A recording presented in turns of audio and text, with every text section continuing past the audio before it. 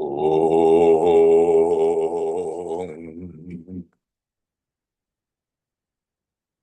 Om.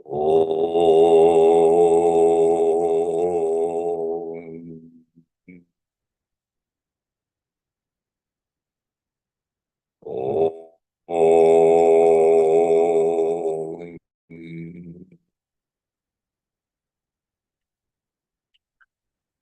Guru Brahma, Guru Vishnu, Guru Devo Maheshwara, Guru Deva Param Brahma, Tasmai Shri Gurave Namaha. Chinmayam Vyapyat Sarvam Trailokyam Sacharacharam Tatpadam Darshitam Yena Tasmai Shri Gurave Namaha. Tvameva Mata Chapita Tvameva Tvameva Bandhuscha Sakha Tvameva Tvameva Vidyadravinam Tvameva Tvameva Sarvam Mama Deva Deva Tvameva Sarvam Mama Deva Deva. Jai Guru. Om Sahana Vavatu Sahana Bhunaktu Sahaviryam Paravavahai Tejasvinavadhitamastu ma vidvishavahai. Om Shanti Shanti Shanti. So where are we in our text? Beginning chapter 81.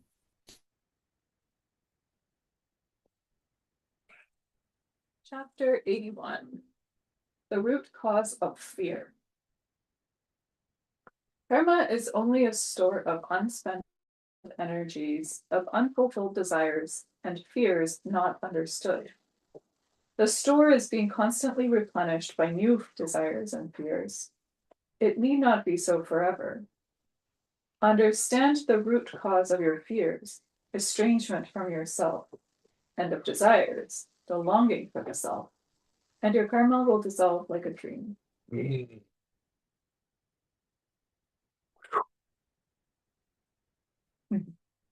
Going.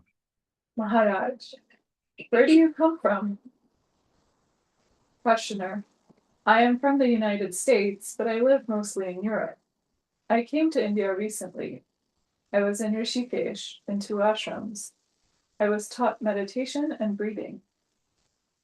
Maharaj, how long were you there? Questioner, 8 days in one, 6 days in the other. I was not happy there, and I left. Then for 3 weeks, I was with the Tibetan lamas, but they were all wrapped up in formulas and rituals.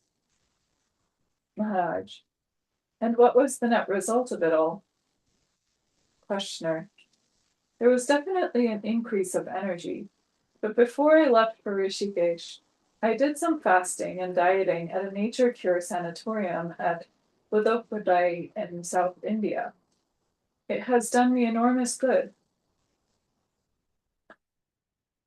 Maharaj, maybe the access to energy was due to better health. Questioner, I cannot say, but as a result of all these attempts, some fires started burning in various places in my body, and I heard chants and voices where there were none. Maharaj, and what are you after now? Questioner, well, what are we all after? Some truth, some inner certainty, some real happiness. In the various schools of self-realization, there is so much talk of awareness that one ends with the impression that awareness itself is the supreme reality. Is it so? The body is looked after by the brain. The brain is illuminated by consciousness. Awareness watches over consciousness. Is there anything beyond awareness? Maharaj, how do you know that you are aware?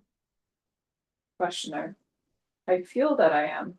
I cannot express it otherwise. Maharaj, when you follow it up carefully from brain through consciousness to awareness, you find that the sense of duality persists. When you go beyond awareness, there is a state of non-duality in which there is no cognition, only pure being, which might as well be called non-being, if by being you mean being something in particular. Questioner, what you call pure being, is it universal being, being everything? Maharaj, everything implies a collection of particulars. In pure being, the very idea of the particular is absent. Questioner, is there any relationship between pure being and particular being? Maharaj, what relationship can there be between what is and what merely appears to be? Is there any relationship between the ocean and its waves? The real enables the unreal to appear and causes it to disappear. The succession of transient moments creates the illusion of time, but the timeless reality of pure being is not in movement, for all movement requires a motionless background. It is itself the background. Once you have found it in yourself, you know that you have never lost that independent being, independent of all divisions and separations. But don't look for it in consciousness, you will not find it there. Don't look for it anywhere, for nothing contains it. On the contrary, it contains everything and manifests everything. It is like daylight, which makes everything visible while itself remaining invisible. Questioner, sir, of what use to me is your telling me that reality cannot be found in consciousness? Where else am I to look for it? How do you apprehend it? Maharaj, it is quite simple. If I ask you what is the taste of your mouth, all you can do is say, it is neither sweet nor bitter, nor sour nor astringent. It is what remains when all these tastes are not. Similarly, when all distinctions and reactions are no more, what remains is reality, simple and solid. Questioner, all that I understand is that I am in the grip of a beginningless illusion, and I do not see how it can come to an end. If it could, it would have, long ago. I must have had as many opportunities in the past as I shall have in the future. What cannot happen will not happen, or if it does, it will not last. Our very deplorable state after all these untold millions of years carries, at best, the promise of ultimate extinction, or, which is worse, the threat of an endless and meaningless repetition. Hmm. Maharaj, what proof have you that your present state is beginningless and endless? How were you before you were born? How will you be after death? And of your present state, how much do you know? You do not even know what your condition was before you woke up this morning. You only know a little of your present state, and from it you draw conclusions for all times and places. You may just be dreaming and imagining your dream to be eternal. Questioner, calling it a dream does not change the situation. I repeat my question. What hope is left which the eternity behind me could not fulfill? Why should my future be different from my past? Maharaj, in your fevered state, You project a past and a future and take them to be real. In fact, you only know your present moment. Why not investigate what is now instead of questioning the imaginary past and future? Your present state is neither beginningless nor endless. It is over in a flash. Watch carefully from where it comes and where it goes. You will soon discover the timeless reality behind it. Questioner: why have I not done it before? Maharaj: just as every wave subsides into the ocean, so does every moment return to its source. Realization consists in discovering the source and abiding there. Questioner: who discovers? Maharaj: the mind discovers. Questioner: does it find the answers? Maharaj: it finds that it is left without questions, that no answers are needed. Yes. Hmm. So the term I use is unknowing, which is different than not knowing. Not knowing is a state of ignorance. Unknowing is when the mind itself grasps its own unreality and anything delivered to it. It quits its grasping, its struggling.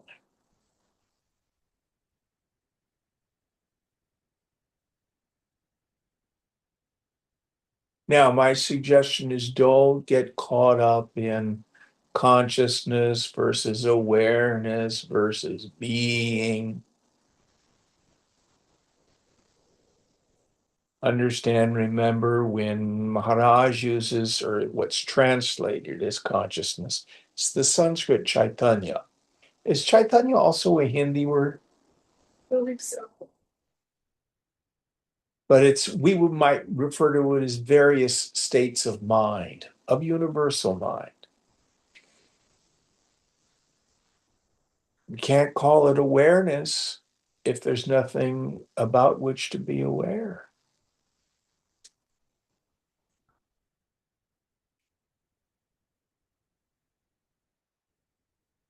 Go there.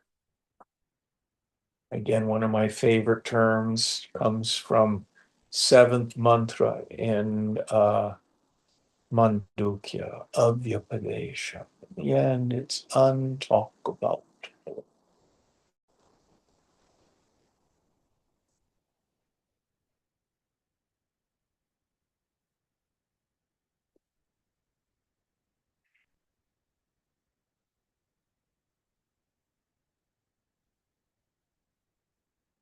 Or as the Hebrew psalmist says, be still and know that I am God.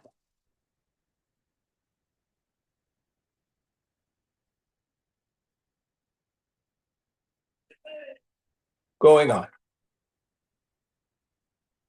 Questioner: being born is a fact. Dying is another fact. How do they appear to the witness? Maharaj: a child was born, a man has died. Just events in the course of time. Questioner: is there any progress in the witness? Does awareness evolve? Maharaj: what is seen may undergo many changes when the light of awareness is focused on it, but it is the object that changes, not the light.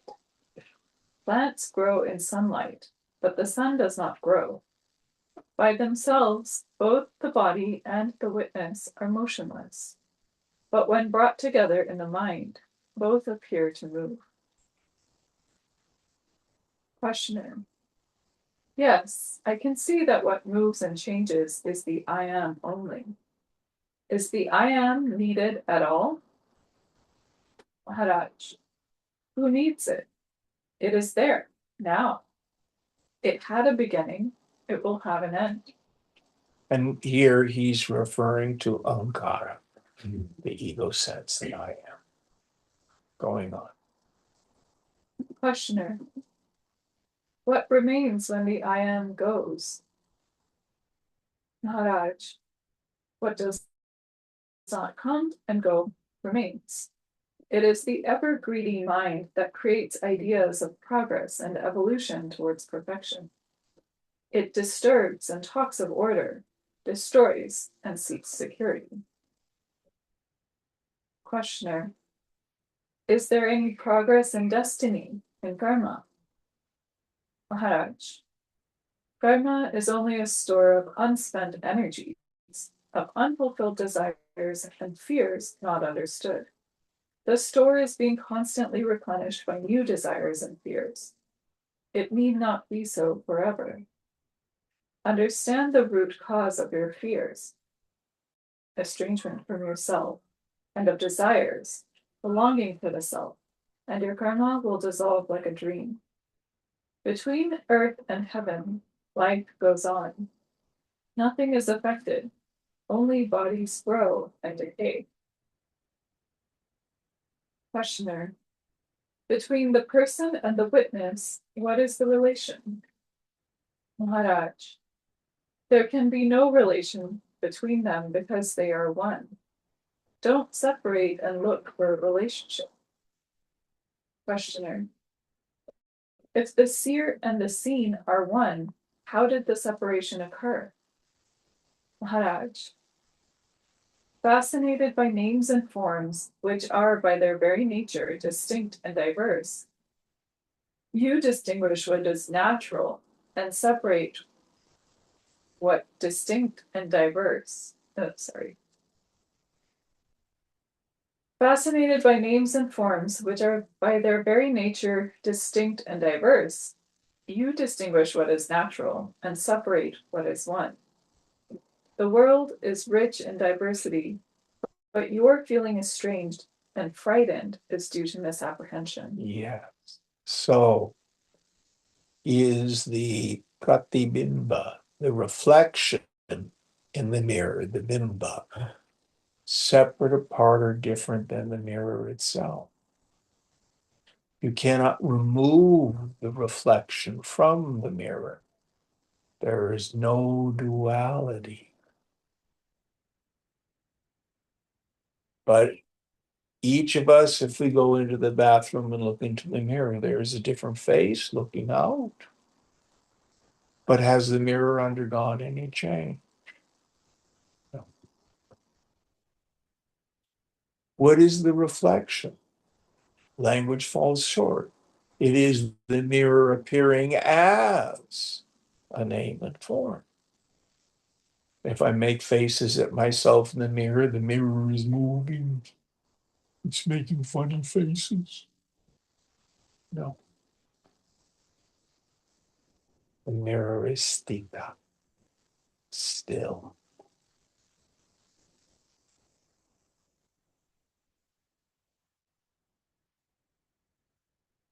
You go nowhere.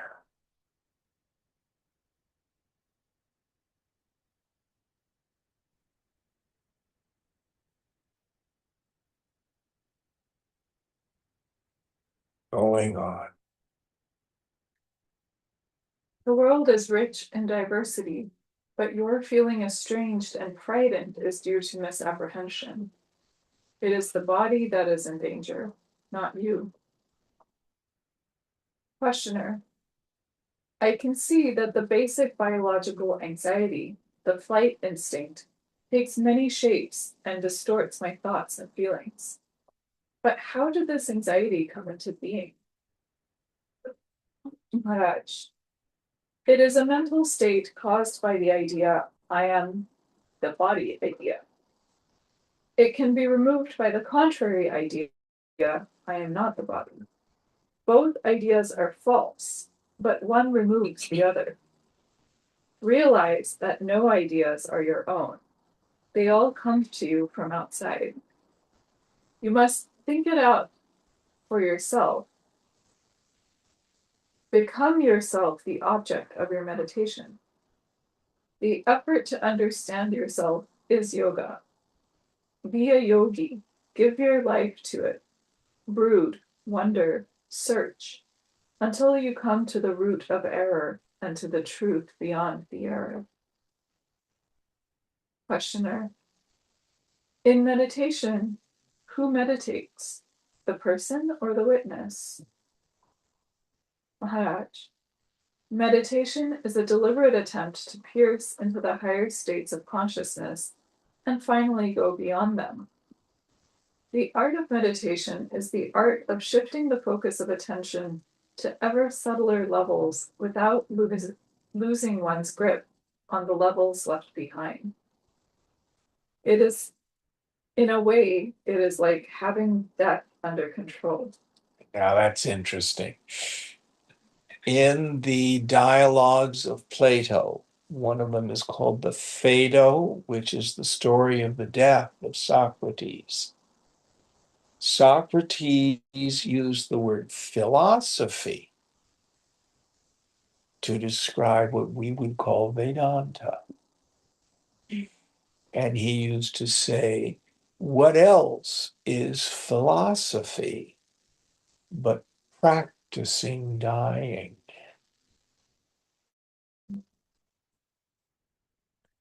I withdraw my attention from the body, from the prana, from manas, the mind, from buddhi, the intellect.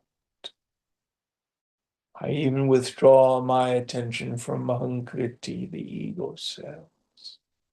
I go beyond pure ignorance. Oh, who am I?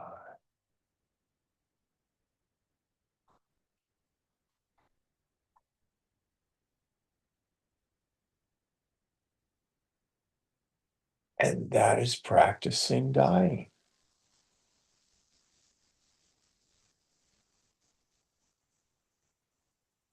Going on. In a way, it is like having death under control. One begins with the lowest levels: social circumstances, customs and habits, physical surroundings, the posture and the breathing of the body, the senses, their sensations and perceptions, the mind, its thoughts and feelings, until the entire mechanism of personality is grasped and firmly held. The final stage of meditation is reached when the sense of identity goes beyond the I am so and so, beyond so I am, beyond I am the witness only, beyond there is, beyond all ideas into the impersonally personal pure being. What does he mean by personally impersonal? It's impersonal, that it has no qualities or characteristics that you can identify as me. But it's personal because it's who I am. Going on. But you must be energetic when you take to meditation. It is definitely not a part-time occupation. Limit your interests and activities to what is needed for you and your dependents' barest needs. Save all your energies and time for breaking the wall your mind has built around you. Believe me, you will not regret it. Questioner. So let me stop there. One of the things I like to say, quoting Lord Krishna, who says, easy to perform, self-realization is not difficult. You don't need to know Sanskrit. You don't need to have a particularly high IQ.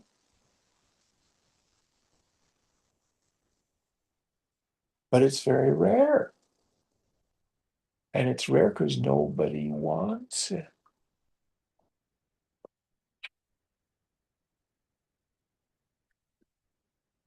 Here he said, what is the methodology? How badly do you want it? Do you want it enough? to give up your concern for the world, relationship, power, prestige, ambition. Act in the world. Take care of your responsibilities. But focus all your attention on this fascinating journey.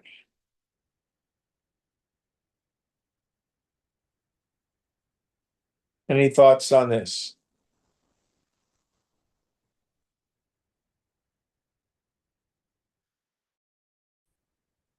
Yeah, but I really want fill in the blank. Okay, no blame. Go for it.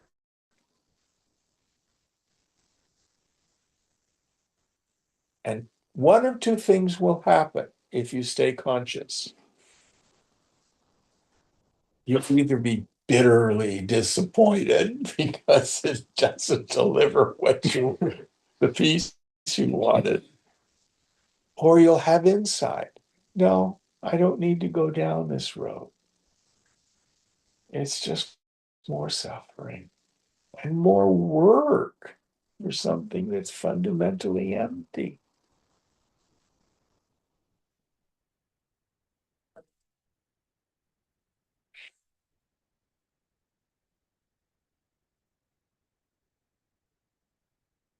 Going on.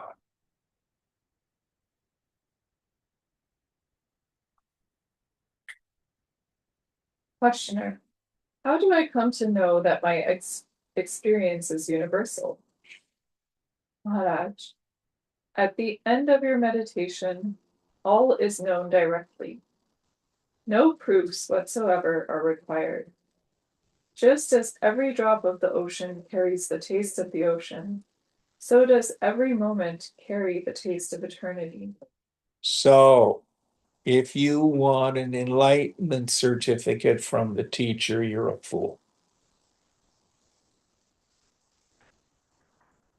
There's a Buddhist saying, if you meet the Buddha on the path, kill him.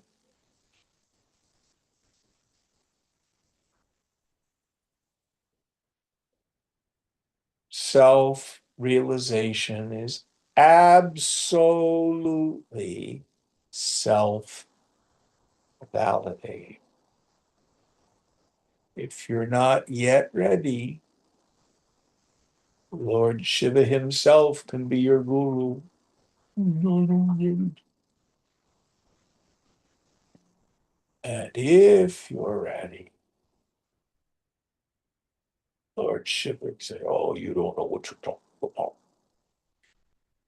And you know where you're thinking, and you will know who you are.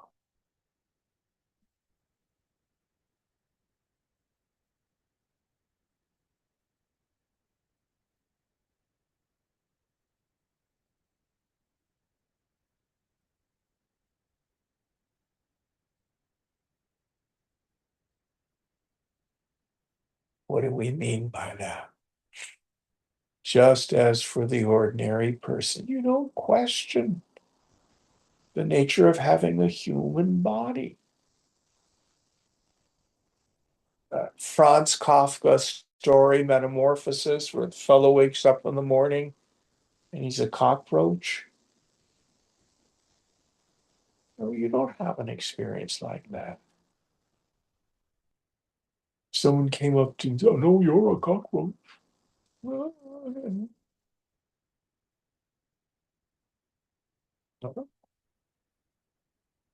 you didn't need to read it in a book.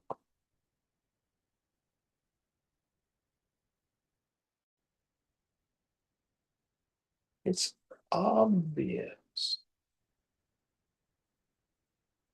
So also is your essential nature. In the end, it's obvious.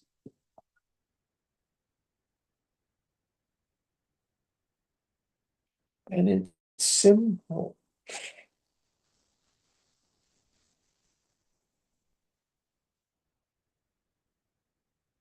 Going on.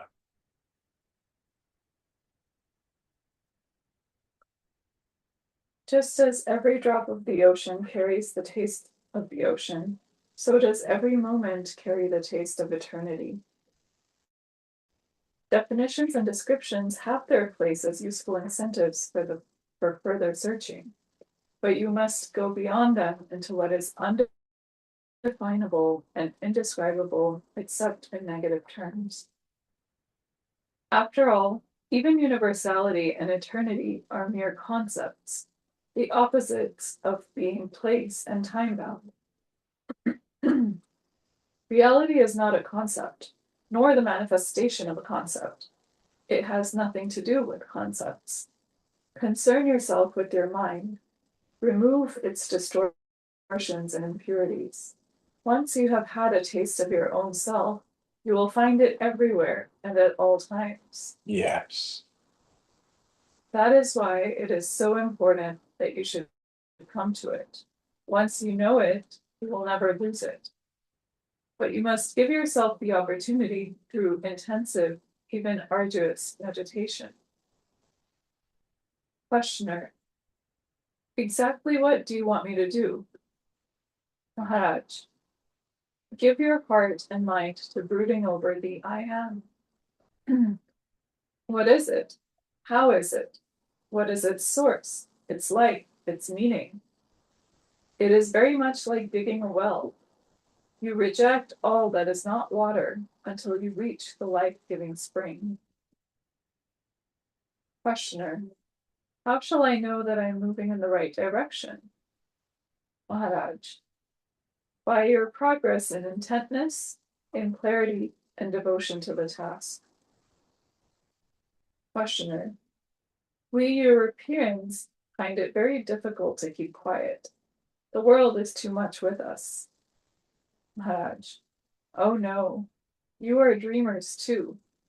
We differ only in the contents of our dreams. You are after perfection in the future. We are intent on finding it in the now. Only the limited is perfectible. The unlimited is already perfect. You are perfect, only you don't know it. Learn to know yourself, and you will discover wonders. All you need is already within you. You must only approach yourself with reverence and love. Self-condemnation and self-distrust are grievous errors. Your constant flight from pain and search for pleasure is a sign of the love you bear for yourself. All I plead with you is this: make the love of yourself perfect. Deny yourself nothing. Give yourself infinity and eternity, and discover that you do not need them. You are beyond. That's the end of the chapter. Any thoughts?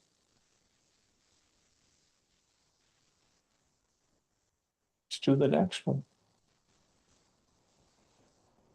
82.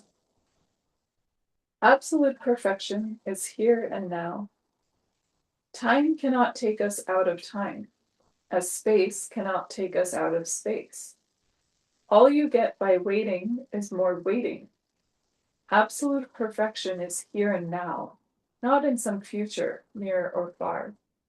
The secret is in action, here and now. Questioner: a war is on.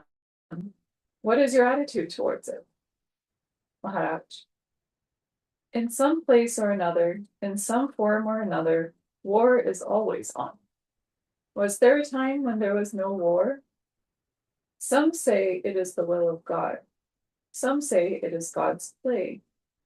It is another way of saying that wars are inevitable and nobody is responsible.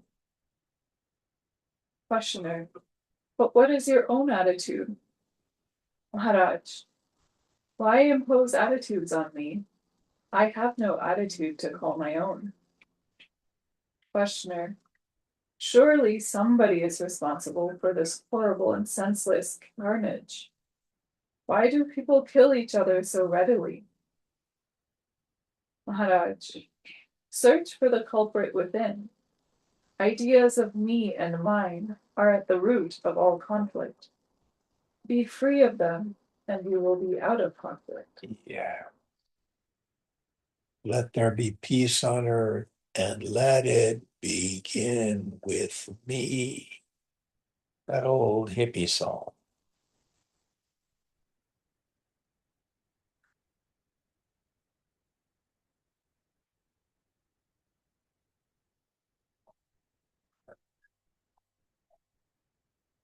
Remove the log in your own eye before you try to remove the splinter in another's. That's what Jesus said.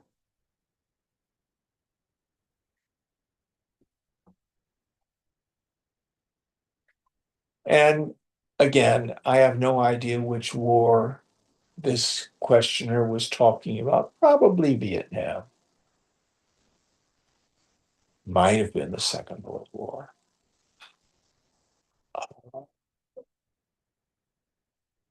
If there's any difference between periods of history and now, I think because of contemporary media, we have a greater awareness of conflict.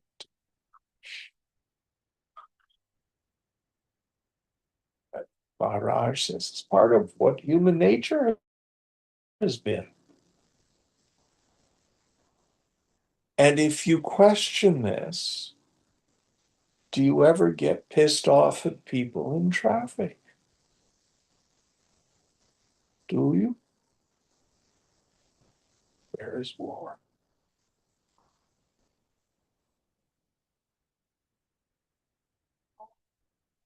The Master Jesus says, if you look at a woman with lust, you've committed adultery. If you look at another person with anger, you've committed murder.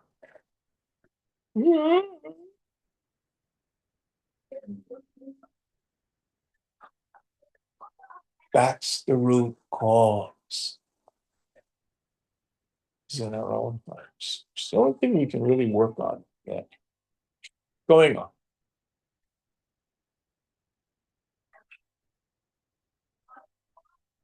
Questioner. What of it if I am out of conflict? It will not affect the war. If I am the cause of the war, I am ready to be destroyed. Yet it stands to reason that the disappearance of 1,000 like me will not stop wars.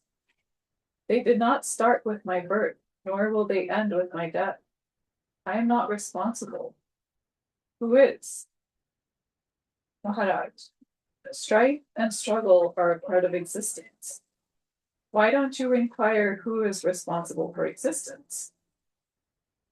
Questioner, why do you say that existence and conflict are inseparable? Can there be no existence without strife? I need not fight others to be myself. Maharaj, you fight others all the time for your survival as a separate body-mind, a particular name and form. To live, you must destroy. From the moment you were conceived, you started a war with your environment, a merciless war of mutual extermination, until death sets you free. So there was a Sufi teacher named Bennett who used to say, life feeds on life.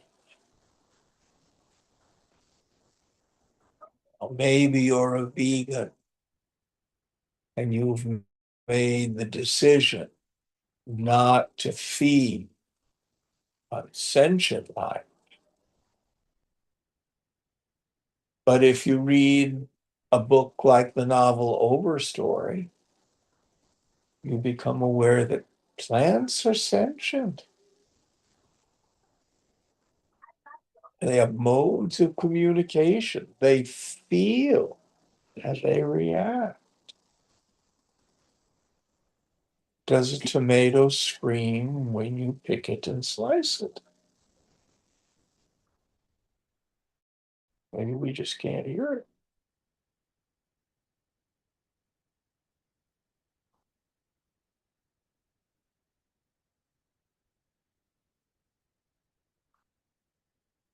There's always one aspect of creation feeding on another. The wind and the rain wear down the rocks.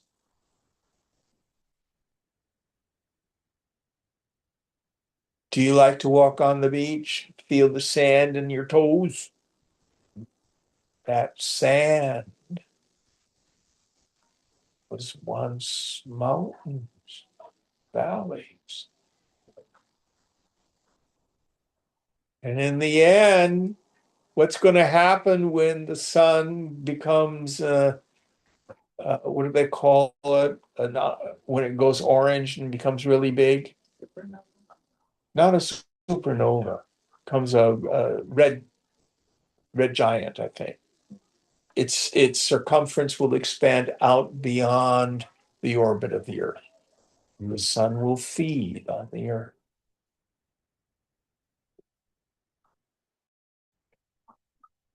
I'm not suggesting you take any particular behavior or not. What Maharaj is saying is the eternal fact of corporeal existence. Things come into existence. They exist for a while, always under a state of modification. And then entropy, they decay and they're uncreated in new forms.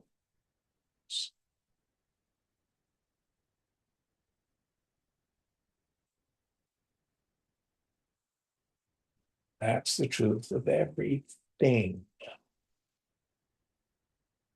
But the substratum is not created, does not change, never ceases to be. Going on.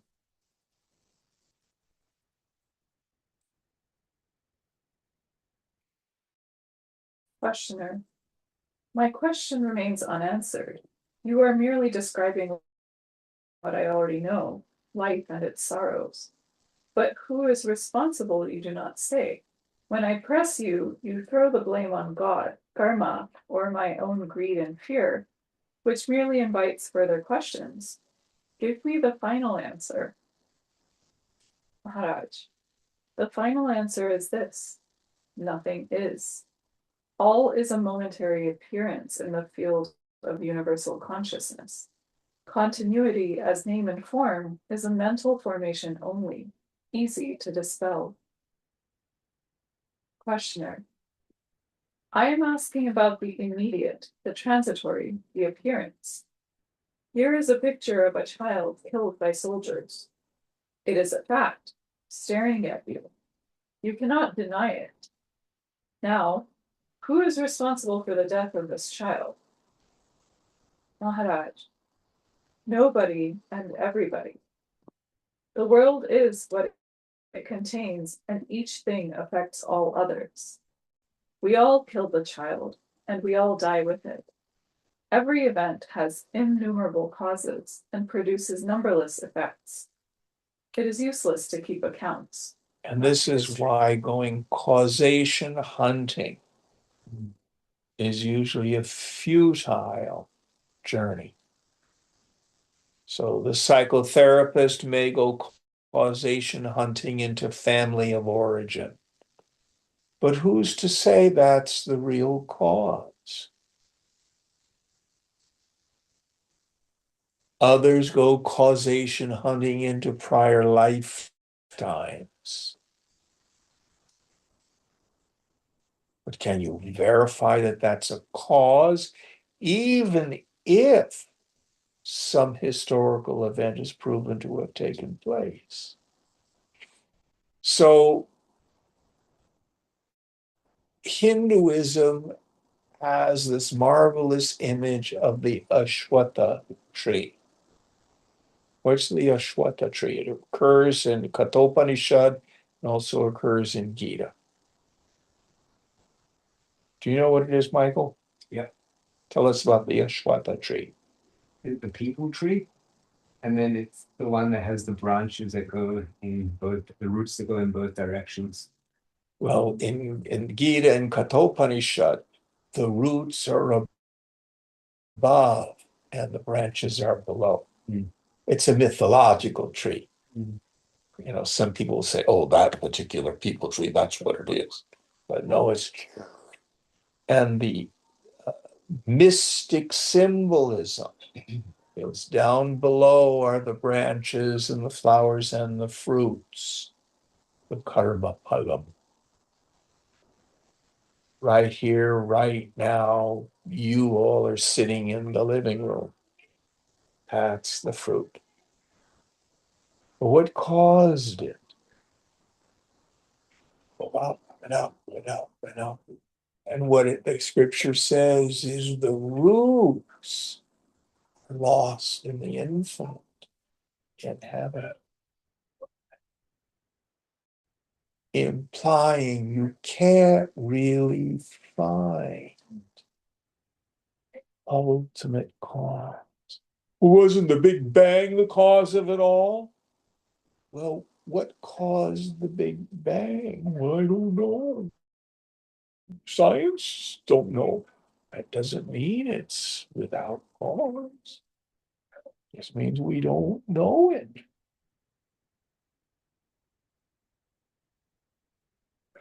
So what Maharaj is implying is causation hunting, by and large, is not too fruitful. I like to quote dear Werner Erhard from the S training. Understanding is the booby prize. All that we need is in the now. My current state as an body, as an equipment, physically, emotionally, mentally, has all the material I need. I don't necessarily need to know where it comes from. So let's say when you're having sex, you disassociate and leave your body.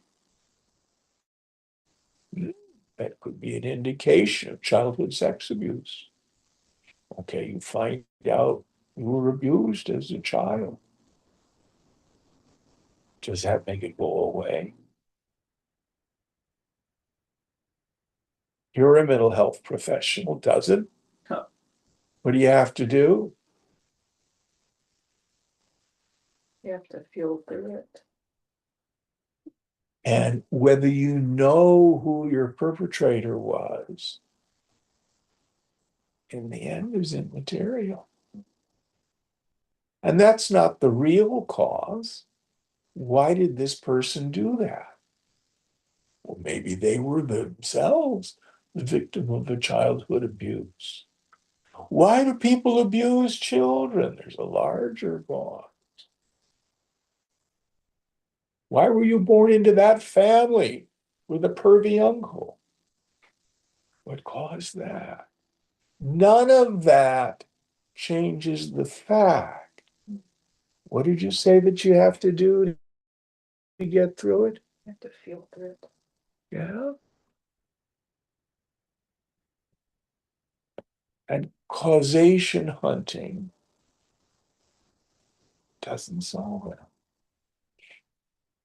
But many of us think that's going to make it better. I'm a basket case now. I know why I'm a basket case, but I'm still a basket case. The point is, you have all the information you need. Always. To effect change. That's what you want.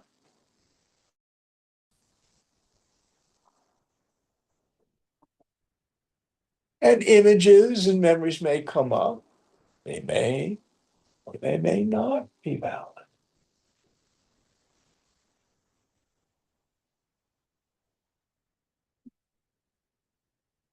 Any thoughts on this? Yeah, I just had a thought. Also, the notion of finding a cause can distort truth in the sense like if you're finding the cause of the snake, it keeps you in the paradigm of the false reality. Very good.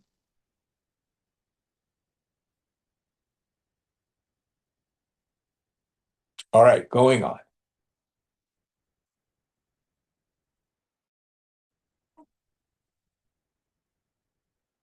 We all kill the child and we all die with it.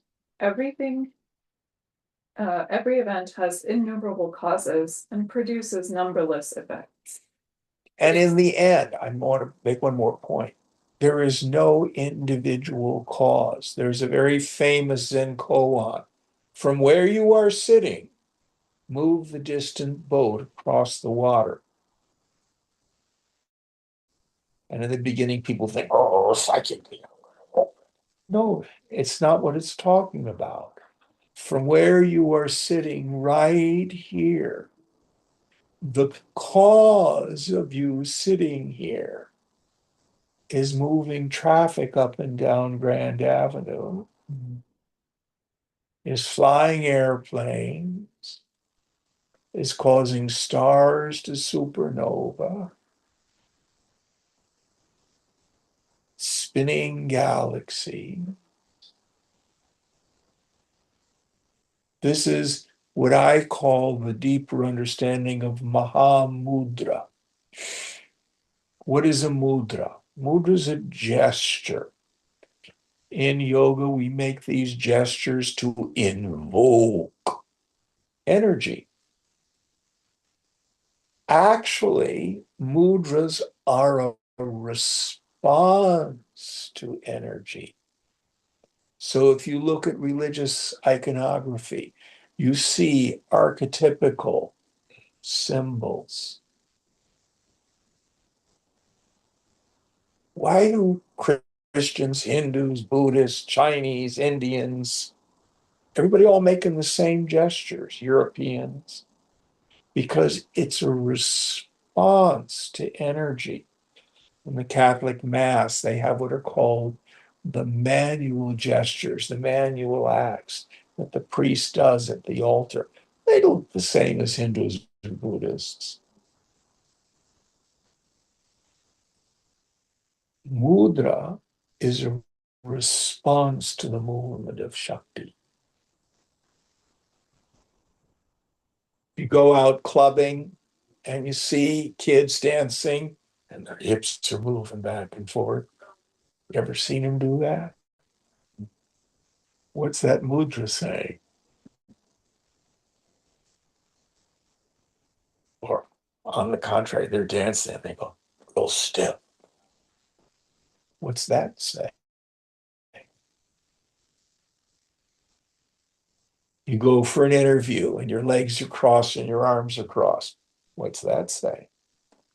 It's the body's response to energy. There's no individual moving things in creation. The entire cosmos is a Mahamudra.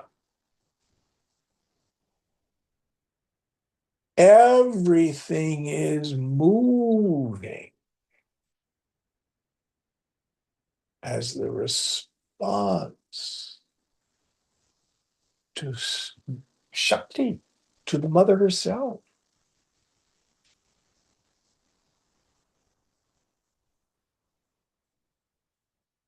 For those of you who come from a Christian tradition, in the Gospel of John, there's a beginning part that's called the prologue, which says, in the beginning was the word, Logos,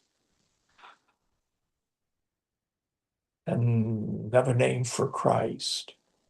And the word was with God. In the original Greek, it actually says face to face with God. And the word was God, and was not anything made but by the word. This initial forking into subject object. All that is comes into apparent being. But there's nobody there doing the doing. Yet, to use Jung's language, it's all synchronous.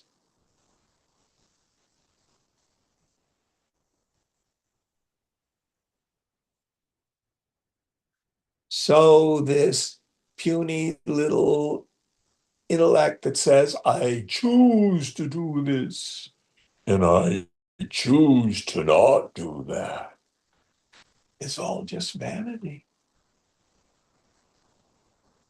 You're gonna do what you're gonna do. And it was written from the beginning of eternity and is inexorably connected to everything else.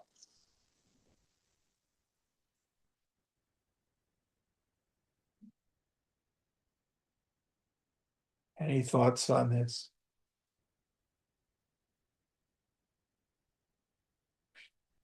Deep penetration into this takes all the heaviness out of life.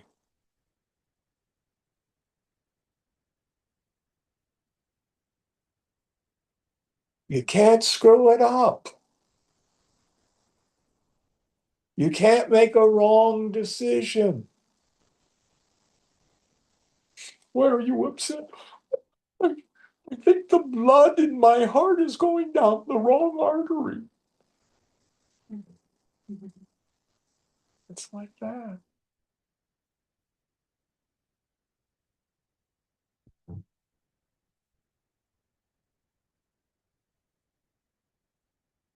Be at peace. Going on.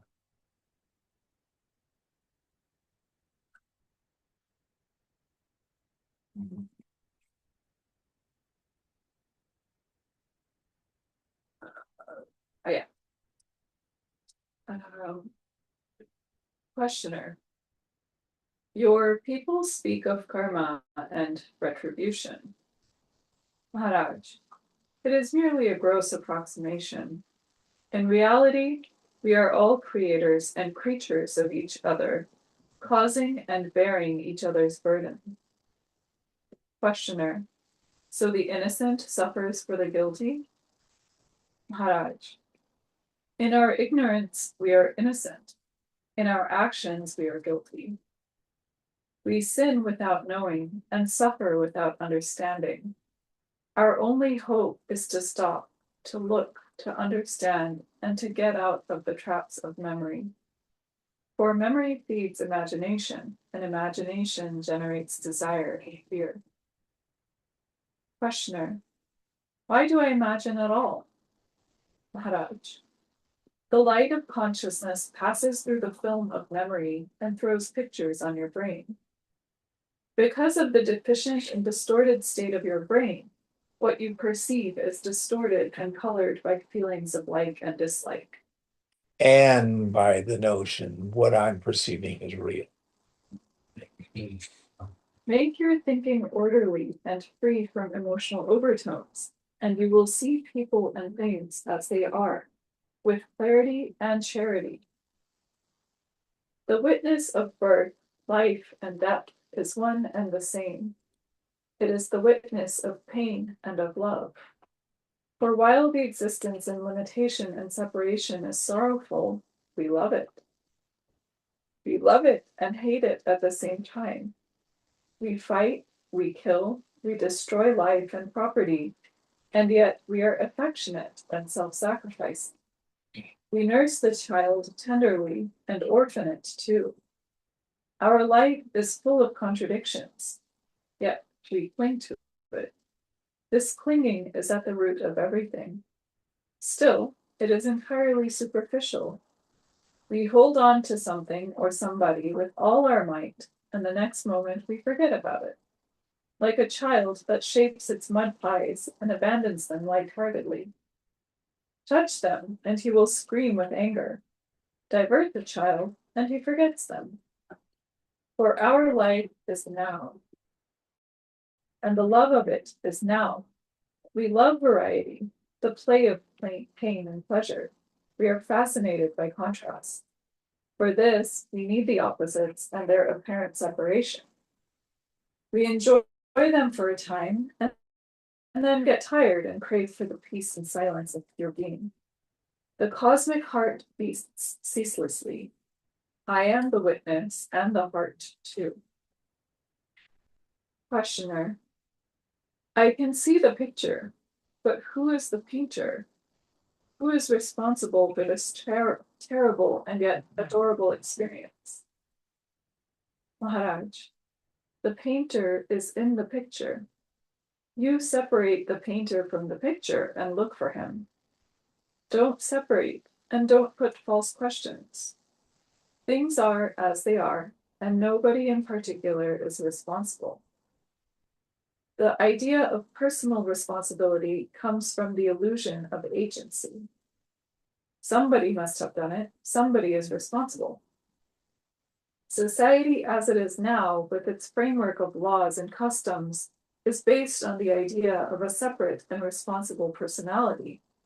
But this is not the only form a society can take. There may be other forms where the sense of separation is weak and responsibility diffuse. Questioner. An individual with a weak sense of personality, is he near self-realization? Maharaj. Take the case of a young child. The sense of I am is not yet formed. The personality is rudimentary. The obstacles to self-knowledge are few, but the power and the clarity of awareness, its width and depth, are lacking. In the course of years, awareness will grow stronger, but also the latent personality will emerge and obscure and complicate. Just as the harder the wood, the hotter the flame, so the stronger the personality, the brighter the light generated from its destruction. Questioner. Have you no problems? Maharaj. I do have problems. I told you already. To be, to exist with a name and form is painful, yet I love it. Questioner. But you love everything. Maharaj. In existence, everything is contained. My very nature is to love. Even the painful is lovable. Questioner. The closest example for most of us that I can come up with is the movies. You know, you can go to an action flick and love it. Your heart's pounding. You can go to a rom-com and love it. We like to be entertained. Why do the various things on the movie screen entertain us, but don't cause us to suffer? Oh, it's a movie. It's not real. Duh. What does that mean? It means I know. Even I'm not having the thought. I'm sitting in the theater and it does not touch me. I tell you, in this cosmic movie theater, nothing really touches you.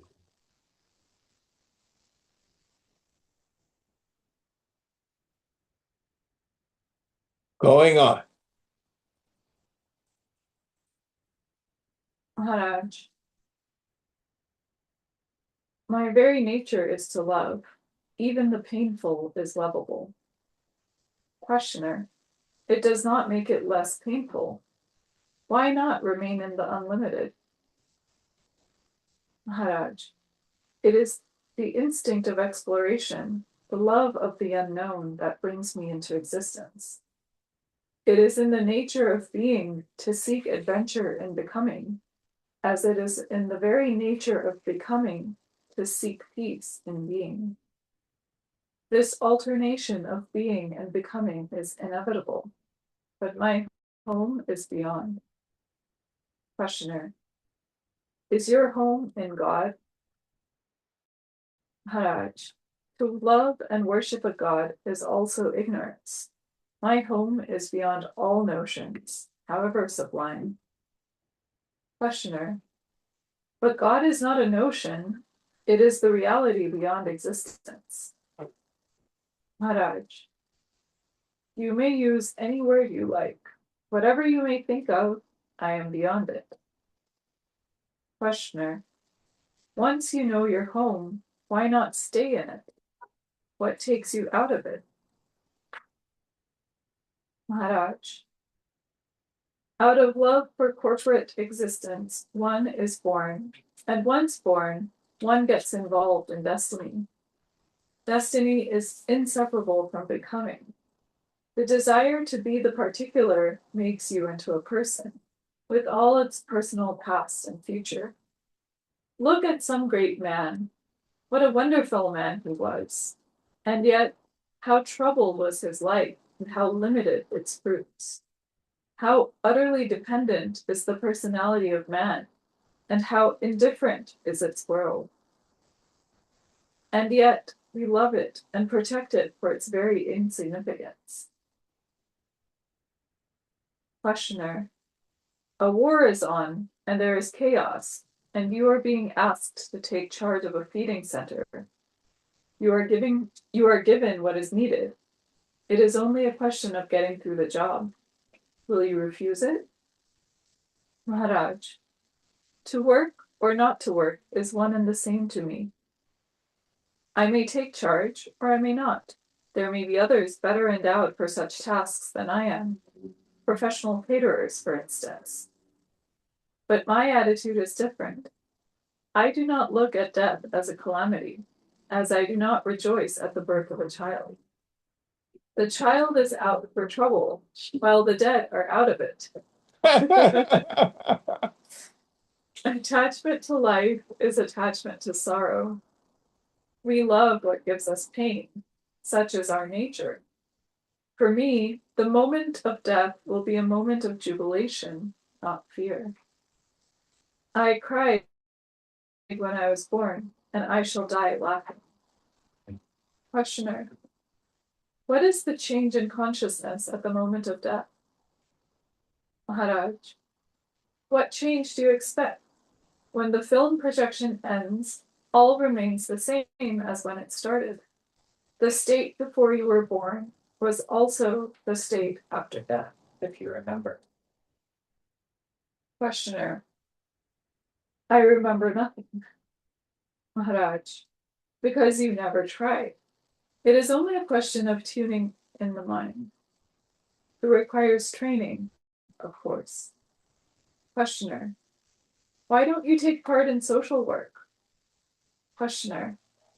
But I am doing nothing else all the time. And what is the social work you want me to do? Patchwork is not for me. My stand is clear. Produce to distribute, feed before you eat, give before you take, think of others before you think of yourself. Only a selfless society based on sharing can be stable and happy. This is the only practical solution. If you do not want it, fight. Questioner. It is all a matter of gunas.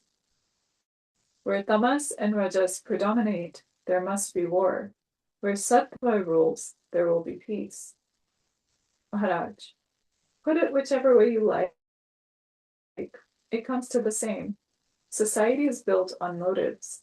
Put goodwill into the foundations, and you will not need specialized social workers. Okay, it's noon. How much more in this chapter? About a page and a half. Okay, we'll pick it up next week. Om Purnamada Purnamidam Purnat Purnamudachyate Purnasya Purnamadaya Purnameva Vishishyate Om Shanti Shanti Shanti Hari Om Sri Guru Pyo Namaha I